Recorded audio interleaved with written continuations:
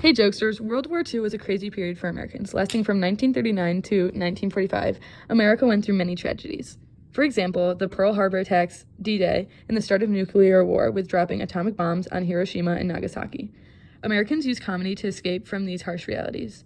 With radios becoming popular, they had programs with comedic skits, and those helped to hide the horrors of the war. Films also became popular during the time of World War II, where comedy was a big part of films and entertainment of the time.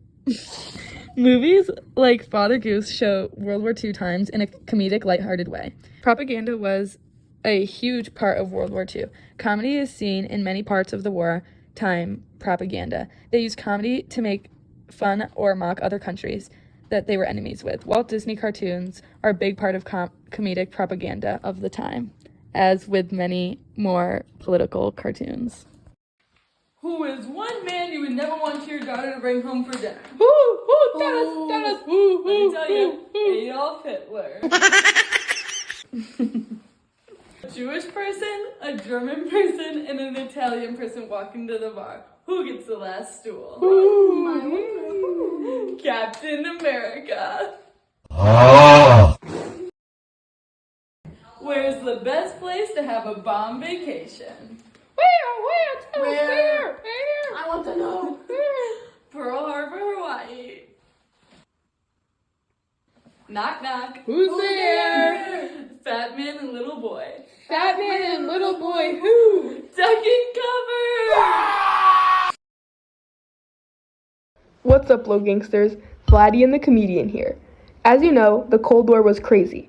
Following the first time war went nuclear, the Cold War was interesting, seeing as there was no direct fighting between the United States and the Soviet Union. Though this was technically true, the two powerhouses fought through proxy wars, like Vietnam and the Korean War. Socially, people were confused, starving, angry, and low-key resentful. Comedy at the time reflects this resent. Mort Sahl was a comedian famous for scrutinizing the anti-communist craziness visible in politics. You can think of him as a Cold War-era late-night comedian, making satirical jokes about serious issues going on, making them easier to absorb. Sahl specifically targeted policies enacted in the Cold War, shining a negative light on them.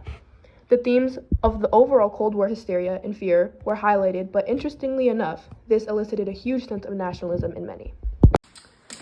Why, iron clothes when you can... What? Iron curtains. What's your favorite geometrical shape? What? A square? The sphere of influence.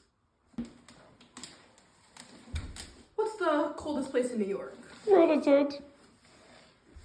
Potsdam. Why are those Russians so indifferent about the Cold War? Why? They live in the Soviet Union.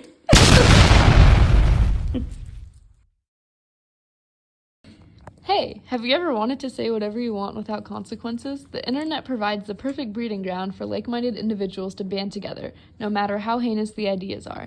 As the 21st century rolled around, a new age of quasi-comedy hit the scene. Being able to maintain anonymity behind a screen allowed people to voice ideas that would have previously been frowned upon. And these notions have become more normalized. People take them to the real world. This has allowed for comedians to display more taboo and socially unacceptable viewpoints, like racism, sexism, homophobia, xenophobia, classism, ageism, ableism, slutphobia, anti-Semitism, Islamophobia, fatphobia, transphobia, Zionism, arachnophobia, colorism, elitism, nativism, anthropocentrism. There's been a growing divide between genres of comedy and which stance they take on these issues.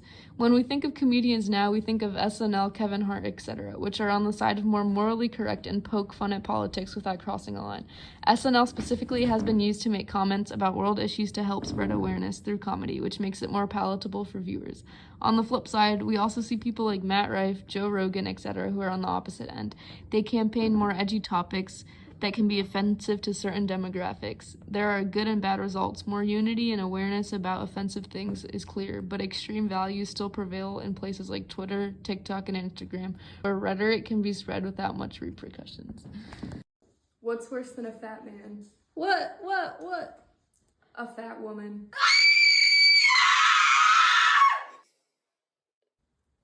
What's worse than a woman who won't hawk tuah? What? A man that hawk tuahs on other men. What do you call a bumbleclot with hair? An object. Hey chefs, what's up? In contemporary American society, late-night television plays a significant role in the conversation surrounding politics and current events. Platforms that give people the ability to publicly mock political leaders without fear of retribution is a sacred aspect of American democracy. Writers and comics for late-night TV haven't been practicing this unhindered satirizing of our political climate for very long. It wasn't until the late 90s that late-night television adapted the ridicule and scrutiny that it has for American politics today. During Johnny Carson's reign as the king of late night from 1962 to 1992 as the face of The Tonight Show, he never injected his political views or opinions into his work. He navigated times just as turbulent as today, with the civil rights movement, Vietnam, and Watergate shaping the nation, but resisted taking any sort of stand on anything, not wanting to alienate parts of his audience. This philosophy of equal opportunity joke-telling was continued by his successor, Jay Leno. This style was also maintained by the other big names in late night, David Letterman, Conan O'Brien, etc., even into the 2000s. The true turning point came when Jon Stewart became host of The Daily Show in 1999. He inserted his point of view into the show, and Politainment, political news plus entertainment, was born. Politainment was soon taken on by others as well. Stephen Colbert, John Oliver, Seth Meyers, Jimmy Kimmel. In recent years, one major event has transformed the media landscape and catalyzed the use of Politainment on an enormous scale. This event can only be described as the Trump era. Since Trump's election in 2016, quote, the relationship between Joker and Target became a blood sport, unquote. Bill Carter for CNN. At first, Trump was a golden opportunity for late-night shows. He was so easy to criticize, and the jokes wrote themselves. But as Trump became increasingly dangerous and undemocratic, as he instigates violence and undermines the Constitution to a degree never before seen in the history of American politics, this comedy party is becoming dangerous. A problem has arose. These jokes aren't funny anymore. Our country is in a state which is becoming too critical to find humor in anymore. The Kid Miro of Showtime's late-night entry, Jesus and Miro, stated in 2021, to be tremendously trite and corny and cliche, it's like laughing to keep from crying. Like, this guy's lighting our country on fire. I'm so hungry. Oh, I'm so hungry right now. I'm so hungry. I could eat the pork. What's worse than being a woman, everybody? What? You might think nothing, right? Right. Being Melania Trump. What do you call it when you're at a bar in the Syracuse University neighborhood area and all of the orange won't stop twerking on you? What? Donald Trump cosplay. Donald Trump, yeah, he tried to get me drunk. Yeah, he tried to put me in the trunk. Yeah, he tried to get me drunk. No, Donald Trump.